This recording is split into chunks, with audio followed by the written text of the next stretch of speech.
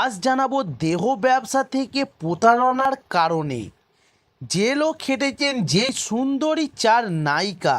তবে বলিউড ইন্ডাস্ট্রির গ্ল্যামারের ঝলকে সাধারণের চোখ ঝলসে যাওয়ার উপক্রম হয় বারংবারই।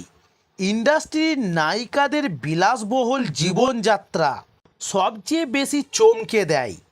তবে জানেন কি, রূপালী দুনিয়ার এই অভিনেত্রীদের মধ্যে কেউ কেউ আবার দাগি আসামি। তবে এই তালিকায় এমন নায়িকাদের নাম আছে যাদের বেশ নাম ডাক রয়েছে। তবে চলুন এক নজরে দেখে নিন সেই তালিকা। যেমন নাম্বার 1, মধুবালা। তবে 60-এর দশকের বলিউডের সব থেকে সুন্দরী অভিনেত্রী ছিলেন মধুবালা। তার রূপের প্রশংসায় আজও পঞ্চমুখ হন বলিউড প্রেমীরা। তবে কেউ কেউ আবার তার চেহারার সঙ্গে বাংলার মহানায়িকা সুচিত্রা সেনের অনেক মিল খুঁজে পান। তবে জানেন কি, 2057 সালে মধুবালাকে জেলের ঘানি টানতে হয়েছিল। তবে ওই বছর তার বিরুদ্ধে আর্থিক প্রতারণার অভিযোগ উঠে। বলিউডের একজন প্রযোজক অভিযোগ করেন যে একটি ছবির জন্য নাকি অগ্রিম টাকা নিয়েছিলেন অভিনেত্রী, কিন্তু পরে তিনি সেই টাকা ফেরত দিতে অস্বীকার করেন। এর জন্যই তার বিরুদ্ধে মামলা হয় এবং এই কারণে কয়েকদিন জেলে থাকতে হয়েছিল মধুবালাকে।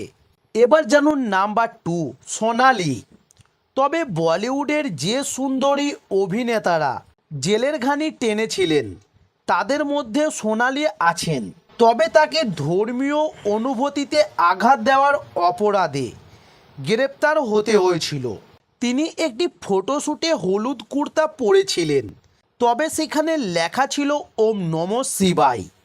তাই তার বিরুদ্ধে মামলা করা হয় এবং তাকে কয়েকদিনের জন্য জেলেও থাকতে হয়। এবার জানুন নাম্বার 3, মনিকা দেবী। তবে বলিউড এবং টিভি ইন্ডাস্ট্রির সুন্দরী এই নায়িকাকেও জেলে থাকতে হয়েছিল। তার সঙ্গে আবু সালেম নামের এক আন্ডারওয়ার্ল্ড ডনের প্রেম ছিল। 2022 সালে তাকে এবং তার প্রেমিকাকে কালোবাজারি ব্যবসার সঙ্গে যুক্ত থাকার জন্য অপরাধে গ্রেপ্তার করা হয়। এবার জানুন নাম্বার 4, শ্বেতা বসু। তবে জাতীয় পুরস্কারপ্রাপ্ত অভিনেত্রী ছিলেন শ্বেতা। মাকড়ি ছবিতে শিশু শিল্পী হিসাবে অভিনয় যাত্রা শুরু হয়েছিল তার। সেই তিনিই নাকি টাকার জন্য পতিতাবৃত্তি করতে শুরু করেছিলেন। একটি হোটেল থেকে হাতে নাতে ধরা পড়ে তার 2 মাসের জেলও হয়েছিল। তো দর্শক বন্ধুরা, এই ছিল আজকের এন্টারটেনমেন্ট ভিডিও। আরও এরকম এন্টারটেনমেন্ট ভিডিও পাওয়ার জন্য অবশ্যই আমার চ্যানেলটি সাবস্ক্রাইব করে সঙ্গে থাকুন। নমস্কার।